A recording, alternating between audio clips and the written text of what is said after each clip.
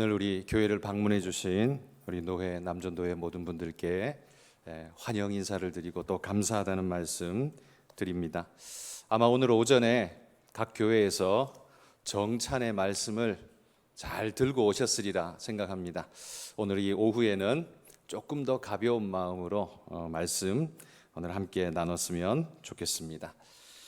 애굽에서 빠져나온 이스라엘은 광야에서 하나님의 말씀을 받고 성막을 세우고 제사장을 세우고 조직을 정비하게 됩니다.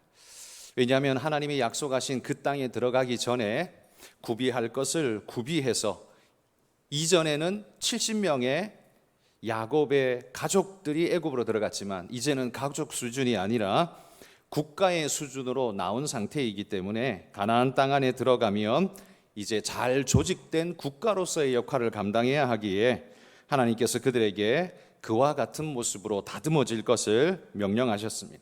그래서 하나님 명령 따라 제사장도 세우고요, 국가 정비도 여러 모양으로 하게 됩니다. 그렇게 출발한 이스라엘 백성에게 하나님께서 내리신 첫 번째 미션은 가나안 땅을 정탐하고 오라라는 말씀이었습니다.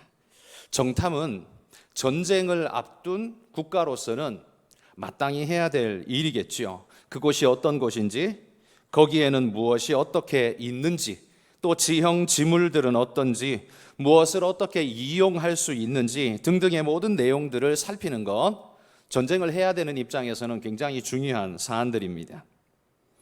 정탐을 나갔던 이들이 돌아와서 보고를 하는 첫 번째 보고는 가슴 뛰게 하는 기쁨의 보고였습니다. 27절에 보시면 백성들이 이렇게 말하죠. 과연 그 땅에 젖과 꿀이 흐르는데, 이렇게 말합니다. 과연 그 땅에 가보니까 진짜 젖과 꿀이 흐르는 정말 좋은 땅이더라 이야기합니다. 비옥하여서 자신들의 필요를 기쁨으로 채워줄 만한 그런 곳이라는 말이죠. 들어가야 할 이유가 명확하다, 이렇게 지금 제시하고 있는 겁니다. 그리고 그 증거로 들고 온 게 뭐냐 하면 포도송이, 그것도 아주 거대해서 두 사람이 메고 들어와야 할 만큼의 아주 커다란 포도송이였습니다. 이걸 보는 사람들마다 아마 탄성을 지르면서 저기는 꼭 가야 한다, 아마 이런 생각을 하게 되었을 겁니다. 이 광야의 고난의 수고를 상쇄시킬 만한 엄청난 축복이구나, 이런 생각을 했을 겁니다. 그런데 이 첫 번째 보고에 이어서 나오는 두 번째 보고는 그들을 낙심케 했습니다. 분명히 동일한 장소를 보고 동일한 곳을 보고 왔는데도 불구하고 보고는 완전히 사뭇 달랐죠. 32절에 이렇게 말합니다. 그 땅은 거주민을 삼키는 땅이라, 이렇게 말합니다. 젖과 꿀이 흐르는데 이게 또 어떻게 거주민을 삼키는 땅이 될까요? 충실한 포도와 넉넉한 산물은 그 앞에 보고한 사람들에게만 보였고 뒤에 정탐 간 사람들의 눈에는 안 보였을까요? 그래서 이런 보고를 하고 있는 것이겠습니까? 그렇진 않죠. 모두가 다 똑같이 봤습니다만 두 번째 보고한 사람들은 무엇을 더 크게 봤느냐? 그것도 봤지만 그거보다 더 그들의 시선을 빼앗는 건 아낙 자손들이었습니다. 크고 강대한 자손들이 떡 버티고 있는 그곳은 아무리 좋은 산물이 나온다 할지라도 내 것이 될 수 없는 사자굴 같은 곳이라는 거죠. 그런 눈으로 보니 33절에 자기 자신들을 어떻게 표현합니까? 메뚜기 같다, 이런 표현을 할 수밖에 없었습니다. 정말 절망적인 자기 인식을 지금 쏟아내고 있는 거죠. 여러분, 똑같은 걸 보는데 왜 이렇게 다른 결과가 나타나게 될까요? 그건 바로 무엇을 보느냐보다 어떤 눈으로 보느냐가 훨씬 더 중요하기 때문에 그렇습니다. 후자 절망의 보고를 한 사람들은 하나님이 주시는 약속을 마음에 붙잡지 않았습니다. 그리고 그 약속의 산물인 것들을 보지 못했습니다. 왜? 그 앞에 가로막고 서 있는 아낙 자손이 너무 커서 이 뒤에 게 보일 여력이 없었다는 거죠. 앞에 가로막고 서 있는 아낙 자손이 너무 커 보이고 그가 던지는 두려움이 너무 컸기 때문에 하나님이 약속한 약속의 말씀이나 그 주시는 산물들이 보이지 않았습니다. 그들 눈에 보이는 것들은 오로지 자신들을 낙심케 하는 그런 요소들 뿐이었습니다. 산물과 환경과 여건이 좋아 보여도 그것을 지배하고 있는 자들이 너무 커 보이니까요, 오히려 그게 불안과 두려움이 돼버린 겁니다. 그렇지만 갈렙, 똑같이 정탐을 갔던 갈렙은 어떻게 반응합니까? 30절에 보시면 갈렙은 다른 말을 합니다. 백성들을 조용히 시킨 다음에 조용하라, 아마 손으로 표시를 했겠죠. 그리고는 이렇게 외칩니다.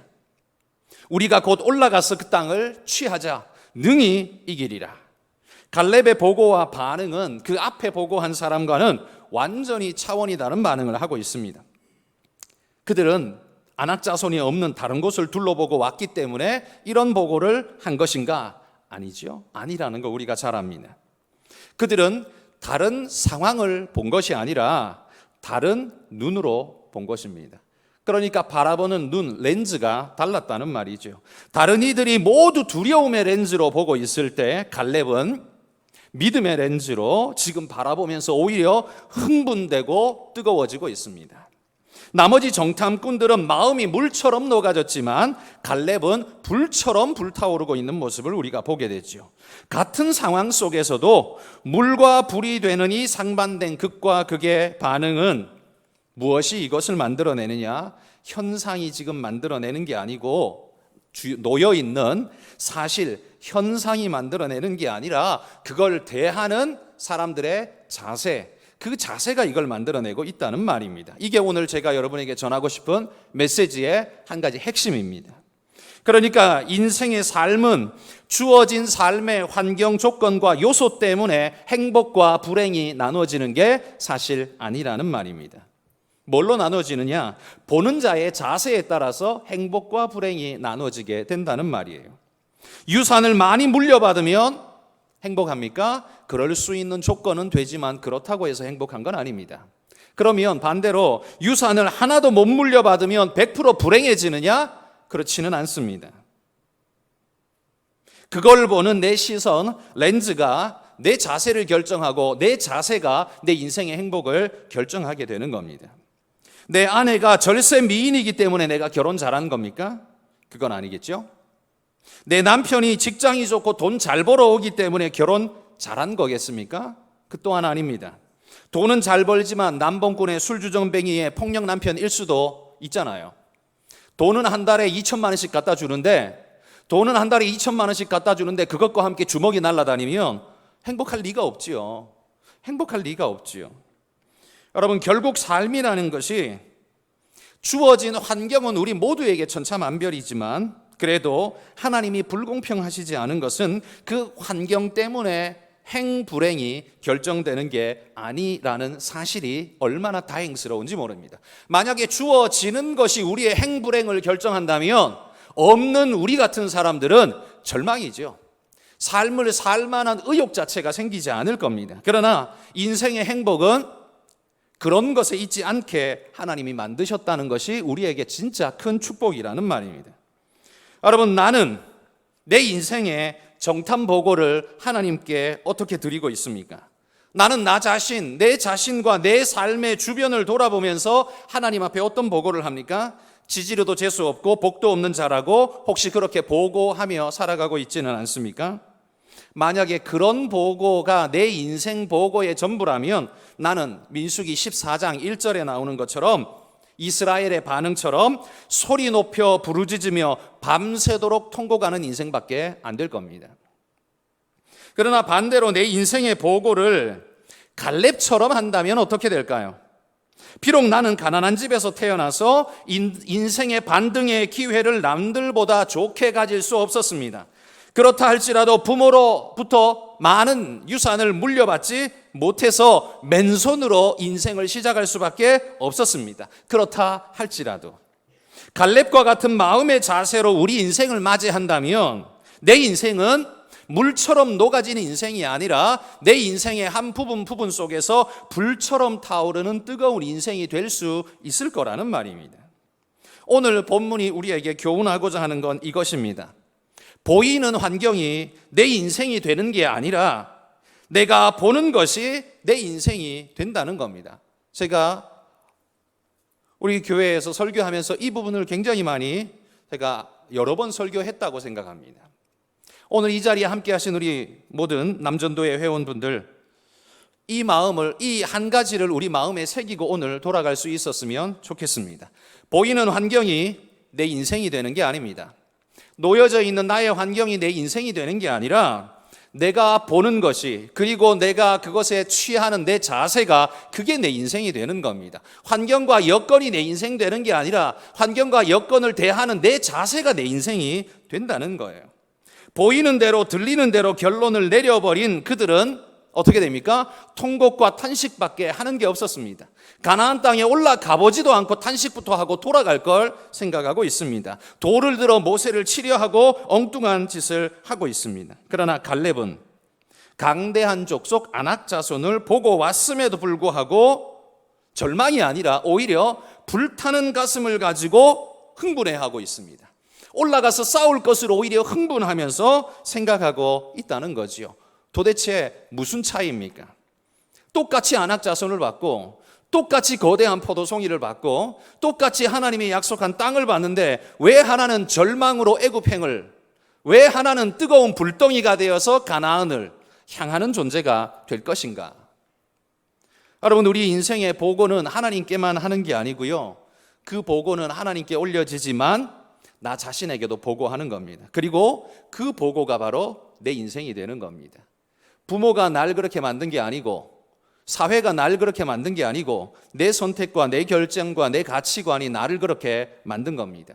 뒤집어 쉽게 말하면 이런 겁니다. 물이 될 것인가 불이 될 것인가, 그건 우리가 선택해야 할 몫이라는 겁니다. 가나안은 원래부터 그 모습 그대로 그냥 있었습니다. 하나님이 그들에게 약속하기 이전부터 그 모습 그대로 그냥 있었습니다. 그 모습을 전제하고서 하나님은 말씀하셨습니다. 그러나 갈렙은 불이 되었고 나머지는 물이 되었습니다. 불이 되고 물이 되게 하는 건 가나안 땅에 있는 아낙 자손이 아니라 자기들 스스로였다라는 말이지요. 내가 물이 될 거냐 불이 될 거냐는 내가 내 통장에 들어있는 돈이 결정하는 게 아니고, 내가 놓여있는 내 직급이 결정하는 게 아니고, 내 환경과 여건이 결정하는 게 아니고, 오로지 내가 결정하는 거라는 말입니다. 나는 뭘 결정할 것이냐? 내가 하나님 앞에 보고하는 그 식 그대로 나는 내 인생을 살아가게 될 겁니다.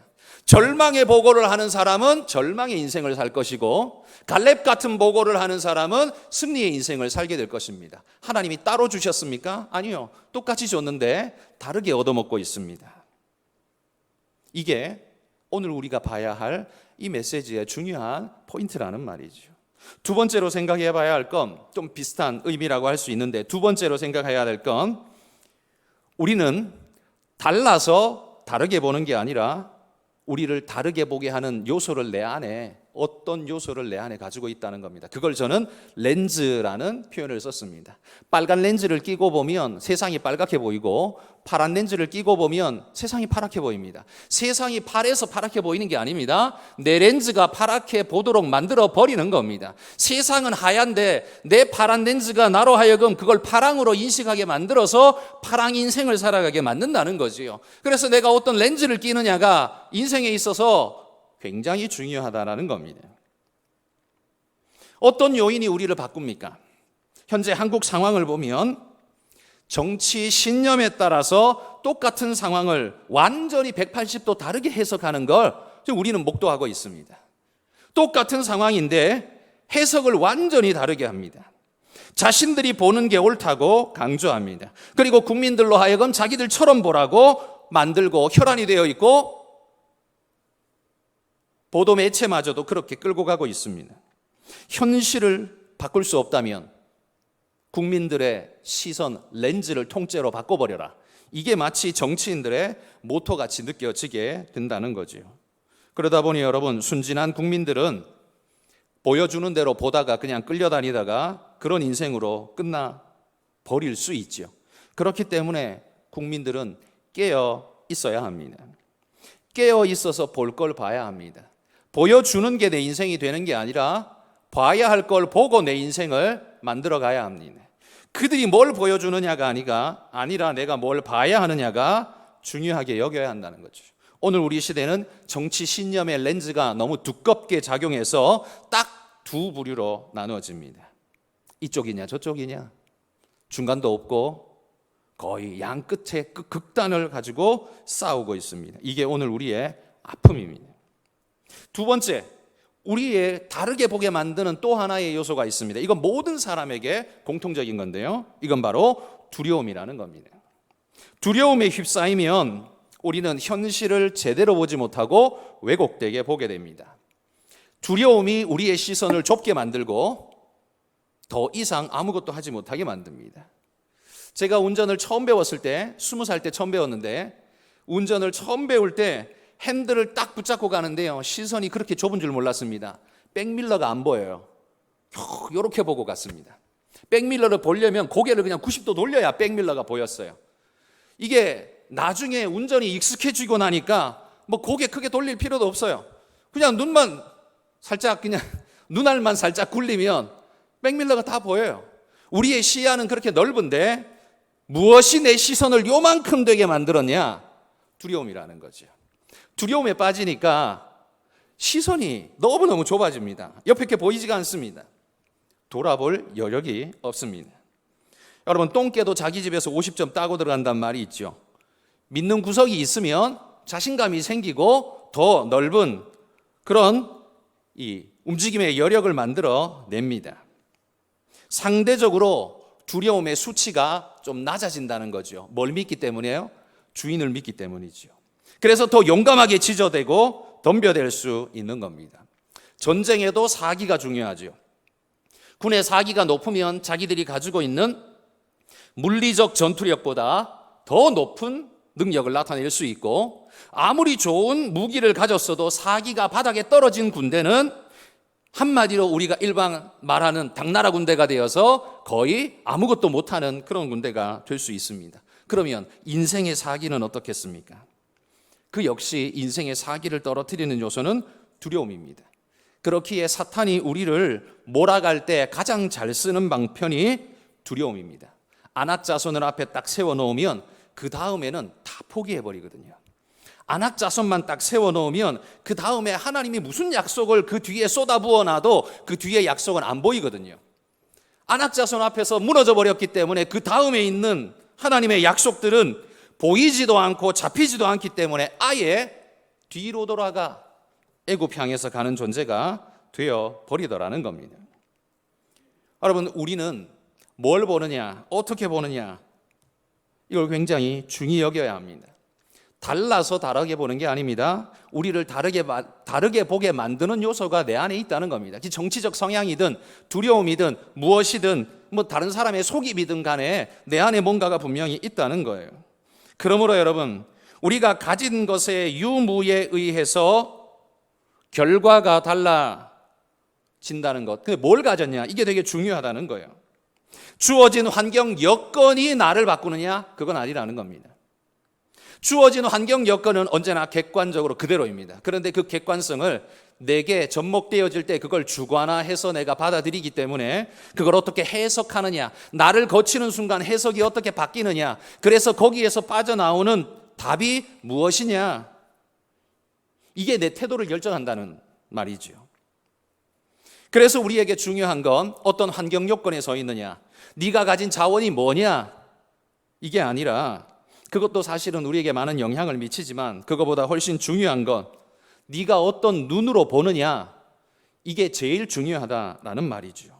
누구라 할지라도 여러분 다 부족함과 약점이 있기 마련입니다. 돈만 많으면 약점이 없는 것처럼 보이고 학식이 높으면 약점이 없을 것 같아 보이지만 그게 아니죠. 돈과 학력과 상관없이 인생은 모두가 다 또 다른 면에서의 약점을 다 가지고 있습니다. 남들이 모르는 그 약점 때문에 그는 오늘도 혼자 몰래 눈물 흘리며 고통받고 있습니다. 그리고 거기에 무너지면 스스로 알아서 자폭하는 거죠. 무너져 버리는 거죠. 그러나 이게 가장 미련하고 어리석은 겁니다. 사탄이 가장 좋아하는 것이죠. 사람마다 두려움을 느끼는 안악자손의 모양은 다 다를 것입니다.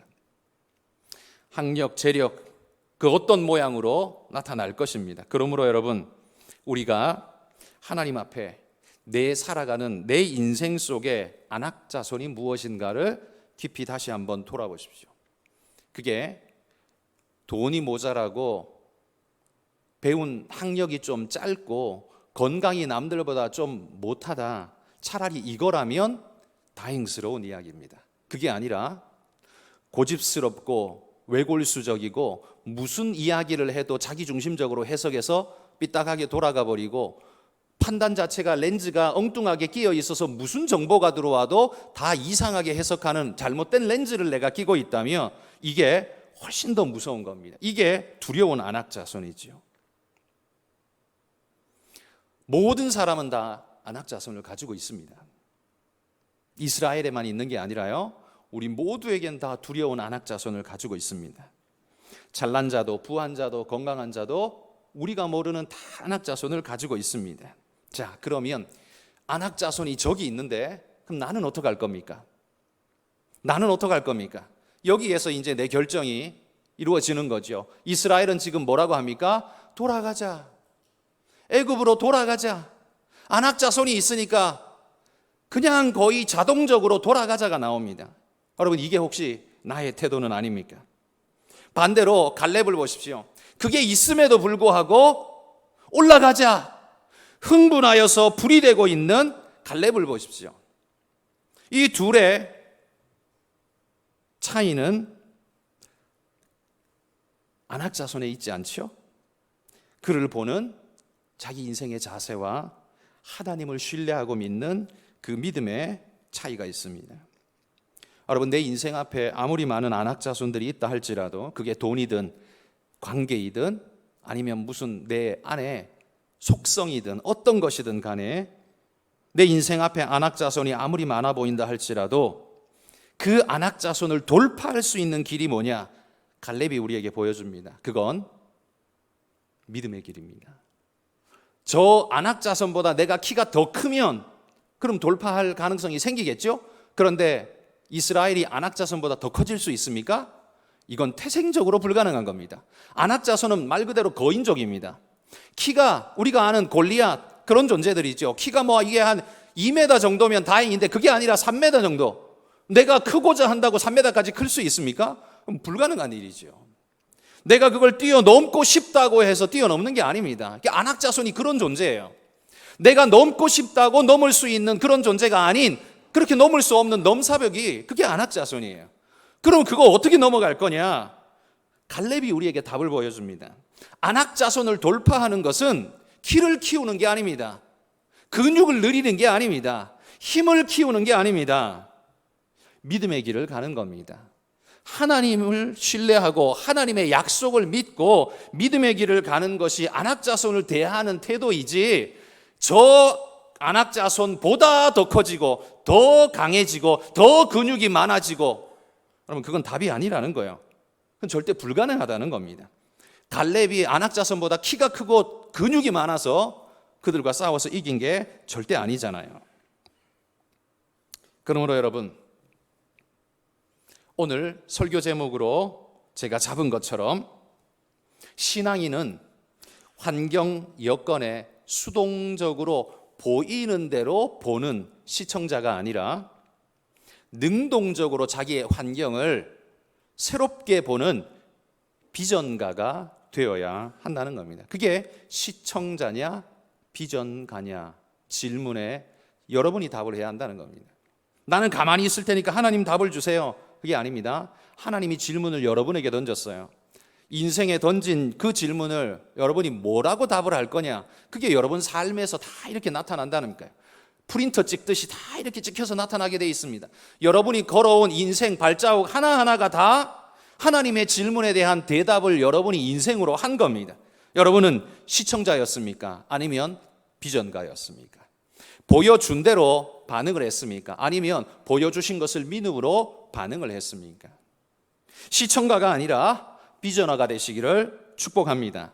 환경 조건이 나를 만드는 게 아니라 내가 환경 조건을 만들어가고 바꿔갈 수 있는 그런 분들이 되시기를 소망합니다. 그걸 바꾸는 건 내 내면의 능력에 있습니다. 그건 내 안에 있다는 게 아니라 내 안에 주의 주시는 믿음, 확신, 신뢰, 그걸 가질 때 갈렙처럼 불같이 일어날 수 있다는 겁니다.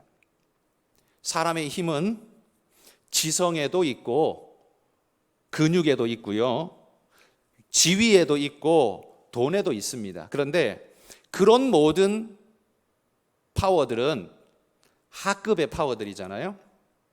돈으로 갑질할 수 있고, 잘났다고 꼴값 떨 수도 있고, 힘 세다고 남들한테 마구잡이 할 수 있고, 이건 하질의 힘이라는 거고요. 고급진 힘은 바로 이 시청자가 아니라 비전어가 되는 이 능력에, 이 힘에, 여기에 힘이 있습니다. 이런 파워풀한 인생이 되어야 한다라는 사실이죠. 오늘 말씀을 정리합니다. 우리는 주님께서 우리에게 정탐하고 나한테 보고해라 말씀하신 적이 없습니다. 그래서 나는 정탐꾼이 된 적이 없고, 정탐꾼이었던 이스라엘 백성들을 늘 손가락질하면서 그따위밖에 못해? 너 하나님의 약속을 그렇게 많이 받으면서 어떻게 그렇게밖에 못하냐? 우리는 늘 그렇게 손가락질했습니다. 그런데 생각해 보십시오.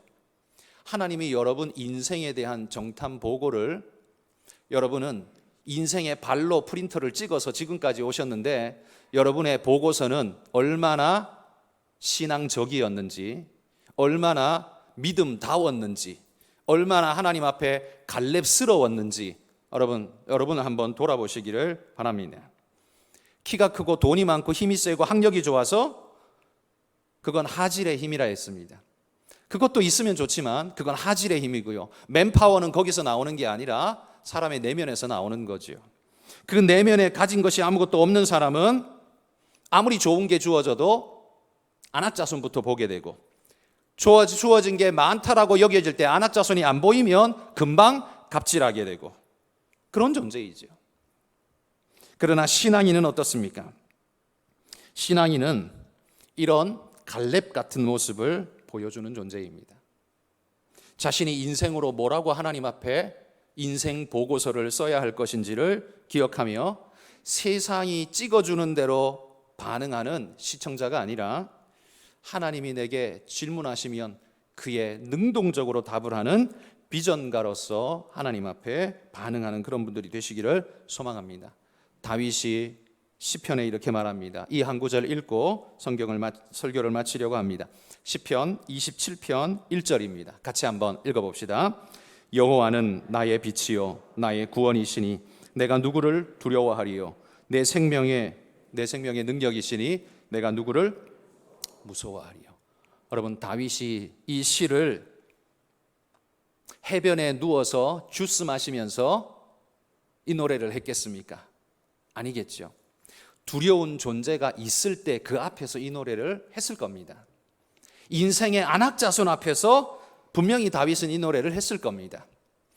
너무나 편안하고 왕궁에 들어 누워서 침상에 누워서 콧노래 부르면서 이 노래를 부른 게 아니라 정말 절망스럽고 고통스러운 그런 안악자손이라는 존재 앞에서, 두려움 앞에서 그는 이렇게 외쳤을 겁니다. 내가 누구를 두려워하리요. 이건 주님 앞에서의 고백일 뿐만 아니라 자기 자신에 대한 명령이기도 한 것입니다. 두려워하지 말라는 거지요. 일어나라는 거죠. 그들이 너희에게 두려움을 밀어넣지만 너는 그걸 바꿔서 불로 살아가라. 물이 되지 말고 불로 살아가라. 하나님이 우리에게 명령하시는 겁니다. 여러분, 인생 우리에게 얼마가 남아있는지 우리는 모르지만 남아있는 우리 인생을 이제는 시청자가 아니라 비전가로 살겠습니다. 안악자손이 어떤 모습으로 내 앞에 있더라도 뒤로 돌아 애굽으로 가가 아니라 뜨거운 불이 되어서 가나안을 향해 발걸음을 옮길 수 있는 그런 믿음의 승리자가 다 되시기를 주의 이름으로 축복합니다.